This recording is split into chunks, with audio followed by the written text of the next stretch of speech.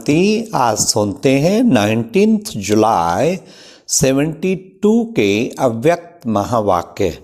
आज की अव्यक्त वाणी का टाइटल है संगठन का महत्व तथा संगठन द्वारा सर्टिफिकेट। आज की अव्यक्त मुरली में बाबा ने मोती व मणके की वैल्यू कब होती है और कौन सा आधार फाउंडेशन लेस है। कारण की रचना कहाँ से होती और उसका बीज क्या है। फिर कई बार बाबा कहते कच्चा फल नहीं खाना। कच्चा फल खाना किसको कहते हैं, बहुत सुंदर राज बाबा ने आज इस मुरली में स्पष्ट किया। बाप दादा की पालना और आप लोगों की पालना में अंतर क्या है, तो सुनिए बड़े ध्यान से। बहुत वैल्यूएबल मुरली बाबा की। 19 जुलाई 72 संगठन का महत्व तथा संगठन द्वारा सर्टिफिकेट। अपने को मोती व मणका समझते हो। मोती व मणके की वैल्यू किसमें होती है। मणका व मोती माला से अलग होते हैं तो उनकी वैल्यू कम क्यों होती है। माला में पिरोने से उनकी वैल्यू होती है और अलग होने से कम क्यों होती है। कारण संगठन में होने के कारण वह मोती मणका शक्तिशाली हो जाता है। एक से दो भी आपस में मिल जाते हैं तो 2 को 11 कहा जाता है। एक को एक ही कहा जाएगा, 2 मिलकर 11 हो जाते हैं। जैसे कोई विशेष करते हैं वह कोई भी रीति विजयी बनकर आते हैं तो उनको मेडल मिलता है ना, वैसे ही जो अब तक पुरुषार्थ कर रहे हैं उसका प्रैक्टिकल सर्टिफिकेट प्रैक्टिकल में लेने के लिए ही बीच बीच में संगठन होता है। तो इस संगठन में हर एक ने अपना संगठित रूप में चलने का, संगठन की शक्ति के वैल्यू का मेडल लिया है। एक तो है अपने संगठन में व संपर्क में सहयोग और सभी के स्नेही रहने का मेडल व इनाम, और दूसरा है ईश्वरीय सेवा में अपने पुरुषार्थ से ज़्यादा प्रत्यक्षता करना, इसका इनाम। और तीसरा फिर है जिस स्थान के निमित्त बने हुए हैं उस स्थान की आत्माएं उनसे संतुष्ट हों व कोई स्वयं सभी से संतुष्ट है। अगर स्वयं भी संतुष्ट नहीं तो भी कमी रही, और आने वालों में से भी एक भी कोई संतुष्ट नहीं तो यह भी कमी रही। टीचर से सभी संतुष्ट हों, उससे सभी संतुष्ट हैं तो इसका भी इनाम होता है। तो फिर बाबा ने कहा इनाम कोई बड़ी चीज नहीं है, भले ही एक रुमाल दो लेकिन उसकी वैल्यू होती है। जो पुरुषार्थ किया उस विजयी की वैल्यू होती है ना कि चीज की। आप किसी को थोड़ी सेवा का इनाम देते हो व क्लास में नाम आउट करते हो तो आगे के लिए उसको छाप लग जाती है, उमंग उत्साह का तिलक लग जाता है।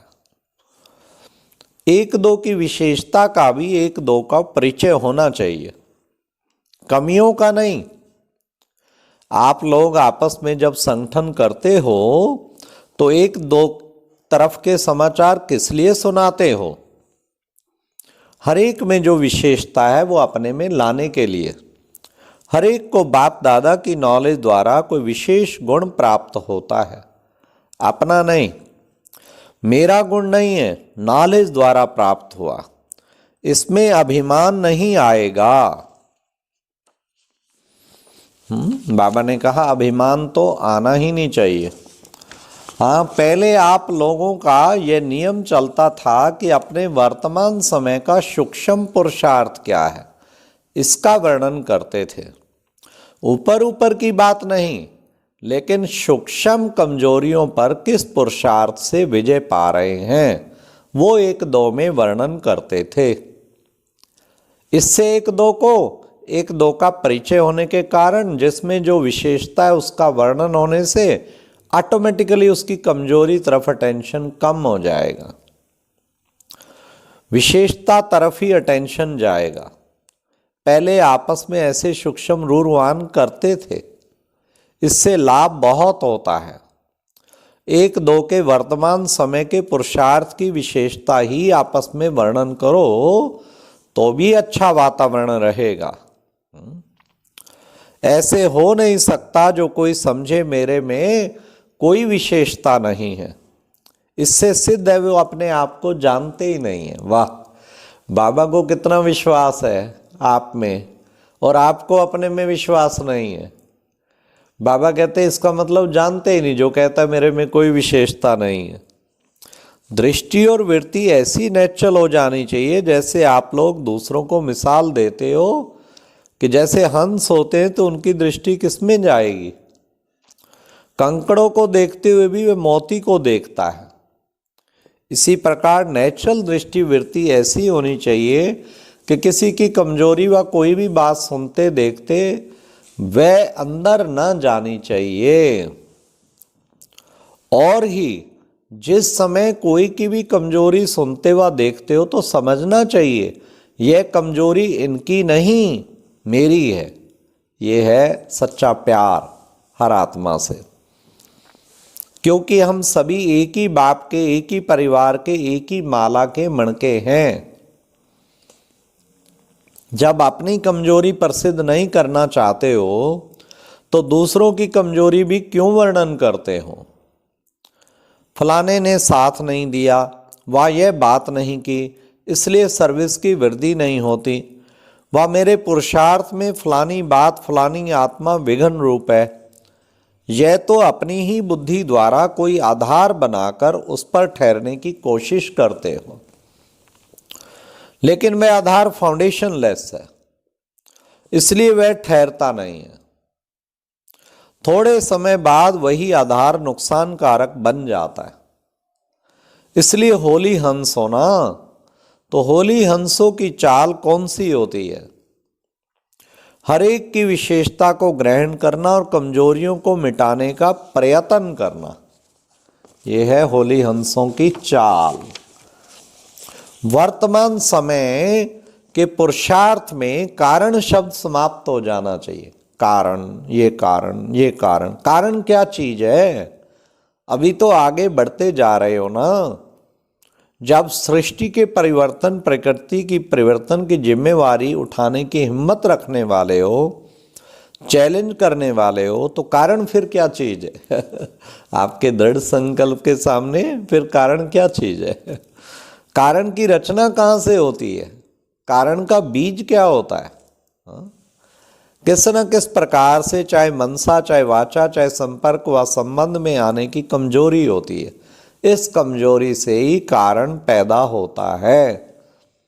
तो आज से कभी नहीं कहना इस कारण मैं पुरुषार्थ नहीं कर पाता, ये कारण, ये कारण, कारण कभी नहीं कहना। कारण की रचना क्या होगी? जैसा बीज वैसा फल। रचना ही व्यर्थ है, तो जब रचना ही उल्टी है तो उसको वहां ही खत्म करना चाहिए ना, या उसका आधार ले आगे बढ़ना चाहिए। फलाने कारण का निवारण हो तो आगे बढ़े, कारण का निवारण हो तो सर्विस बढ़ेगी, विघ्न हटेंगे। अब ये भाषा चेंज करो, बाबा को अच्छी नहीं लग रही है भाषा। आप सभी को निवारण देने वाले हो ना, तो आप लोगों के पास अज्ञानी लोग कारण का निवारण करने आते हैं ना। जो अनेक प्रकार के कारणों को निवारण करने वाले हैं, वह यह आधार कैसे ले सकते हैं? कल्याण की वृत्ति और भाव शुभ चिंतक का होना चाहिए। अगर यह वृत्ति और भाव सदा ठीक रखो तो फिर यह बातें ही नहीं होंगी। कोई क्या भी करे, कोई आपके विघ्न रूप बने, लेकिन आपका भाव ऐसे के ऊपर भी शुभ चिंतकपन का हो, इसको कहा जाता है तीव्र पुरुषार्थी व होली हंस। जिसका आपके प्रति शुभ भाव है, उसके प्रति आप भी शुभ भाव रखते हो, वह कोई बड़ी बात नहीं। वह कोई बड़ी बात नहीं। कोई आपके लिए शुभ भाव है तो आपने भी शुभ भाव रखा। कमाल ऐसी करनी चाहिए जो गायन है, अपकारी पर उपकार करने वाले का गायन है। उपकारी पर उपकार करना ये क्या बड़ी बात है। बाबा ने कितना सुंदर बताया। कोई बार बार गिराने की कोशिश करे, आपके मन को डगमग करे, फिर भी आपको उसके प्रति सदा शुभ चिंतक का अडोल भाव हो, बात पर भाव न बदले, सदा अचल अटल भाव हो, तब कहेंगे होली हंस। फिर कोई बातें देखने में नहीं आएंगी। नहीं तो इसमें भी टाइम बहुत वेस्ट होता है। बचपन में तो टाइम वेस्ट होता ही है। बच्चा टाइम वेस्ट करेगा तो कहेंगे बच्चा है, लेकिन समझदार अगर टाइम वेस्ट कर रहा है तो बच्चे का वेस्ट टाइम नहीं फील होगा, उनका तो काम ही है। तो आप अब जिस सेवा के अर्थ निमित्त बने हुए स्टेज ही जगत माता की विश्व कल्याणकारी की है ना। हद का कल्याण करने वाले तो अनेक हैं, विश्व कल्याण की भावना की स्टेज जगत माता। तो जगत माता की स्टेज पर होते अगर इन बातों में, जगत माता या जगत पिता की स्टेज पर होते हुए अगर इन बातों में टाइम वेस्ट करें तो क्या समझेंगे। हाँ, बाबा ने कितना स्पष्ट कहा। बाप दादा की पालना और आप लोगों की ईश्वरीय पालना में मुख्य अंतर क्या है, जिस कारण क्षमा के ऊपर जैसे परवाने फिदा होने चाहिए वह नहीं हो पाते। बाप दादा कोई भी कर्म के फल की इच्छा नहीं रखते। एक तो निराकार होने के नाते प्रारब्ध ही नहीं है, तो इच्छा भी नहीं हो सकती। और साकार में भी प्रैक्टिकल पार्ट बजाया तो भी हर वचन कर्म सदैव पिता की स्मृति होने कारण फल की इच्छा का संकल्प मात्र भी नहीं रहा। और यहाँ क्या होता है, जो कोई कुछ करते हैं तो यहाँ ही उस फल की प्राप्ति का रहता है। जैसे वृक्ष में फल लगता जरूर है, लेकिन वहाँ का वहाँ ही फल खाने लगे तो उसका फल पूरा पक कर प्रैक्टिकल में आवे, हाँ, वह कब न होगा, क्योंकि कच्चा ही फल खा लिया। यह भी ऐसे है, जो कुछ किया उसके फल की इच्छा सूक्ष्म में भी रहती है। जो किया और फल खाया, फिर फल स्वरूप कैसे दिखाई देवे, आधे में ही रह गया ना। तो ये बाबा ने आज क्लियर किया, कच्चा फल खाना किसको कहते हैं। कुछ ना कुछ 1-2% भी बाबा ने कहा। मिसाल आप लोगों ने किनों की सेवा की, 8 को समझाया, उसकी रिजल्ट में 1-2 आपकी महिमा करते हैं, दूसरा ना महिमा ना ग्लानि करते हैं, गंभीरता से चलते हैं। तो फिर भी देखेंगे 8 में से आपका टेंशन 1-2% में उन 2-3 तरफ ज़्यादा जावेगा जिन्होंने महिमा की। आज बाबा सूक्ष्म बातें सारी समझा रहे हैं जो हर एक के साथ घटित होते हैं। उसकी गंभीरता की परख कम होगी। बाहर से जो उसने महिमा की उनको स्वीकार करने के संस्कार प्रत्यक्ष हो जाएंगे। दूसरों शब्दों में कहते हैं, इनके संस्कार, इनका स्वभाव मिलता है, फलाने के संस्कार मिलते नहीं, इसलिए दूर रहते हैं। लेकिन वास्तव में है सूक्ष्म फल को स्वीकार करना। मैंने भाषण किया, सभी ने क्या कहा, उसमें अटेंशन जाएगा। अपने को आगे बढ़ाने की एम से रिजल्ट लेना, अपनी सर्विस के रिजल्ट को जानना, अपनी उन्नति के लिए जानना वह अलग बात है, लेकिन अच्छे और बुरे की कामना रखना अलग बात है। अभी अभी किया और अभी अभी लिया तो जमा कुछ नहीं होता। कमाया और खाया, उसमें विल पावर नहीं रहेगी। वे अंदर से सदैव कमजोर रहेंगे, शक्तिशाली नहीं होंगे, क्योंकि खाली खाली है ना। भरी हुई चीज पावरफुल होती है। तो मुख्य कारण यह है, इसलिए फल पककर सामने आवे वे बहुत कम आते हैं। तेरा मेरा शान मान यह भी विकार है, अंश भी हुआ तो वंश आ जाएगा। संकल्प में भी विकार का अंश है ना। जब ये तीनों स्टेज हो जाएंगी तब अपने प्रभाव से जो भी वारिस व प्रजा निकलनी होगी वह फटाफट निकलेगी। साक्षात्कार मूर्त हो जाएंगे, तीनों स्टेज प्रत्यक्ष दिखाई देंगी। आजकल सभी यह देखना चाहते हैं, क्या देखना चाहते हैं? बाबा कहते आजकल सभी यह देखना चाहते हैं, सुनने नहीं चाहते।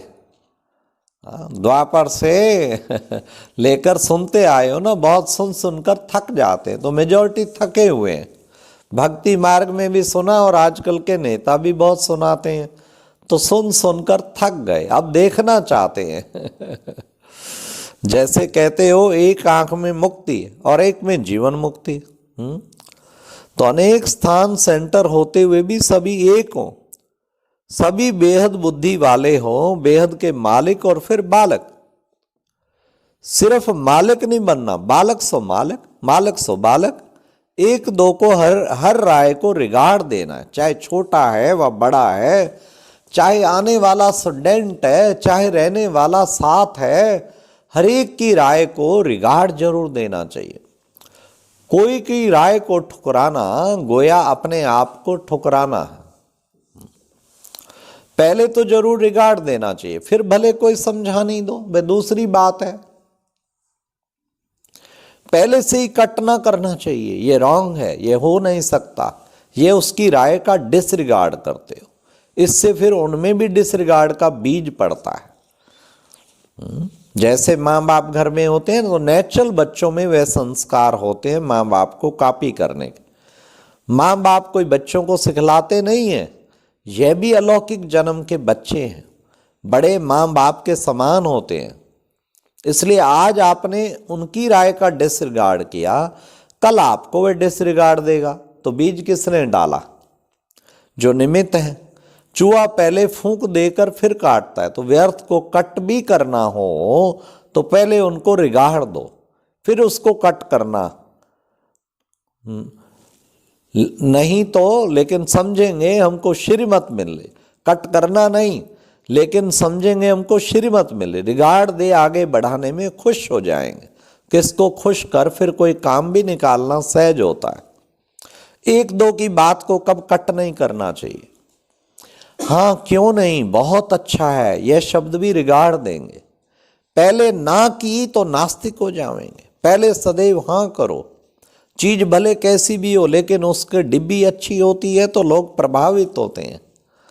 तो ऐसे जब संपर्क में आते हो तो अपना शब्द स्वरूप भी ऐसा हो, ऐसे नहीं कि रूप में फिर ना की रूपरेखा हो। इसमें रहम और शुभ कल्याण की भावना से चेहरे में कब चेंज नहीं आवेगी।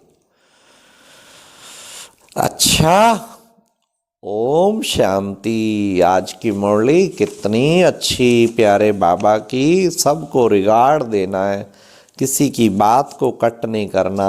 संगठन के लिए बहुत अच्छी मुरली। सर्टिफिकेट लेना है सबसे, तो कारण नहीं करना है। अच्छा, ओम शांति।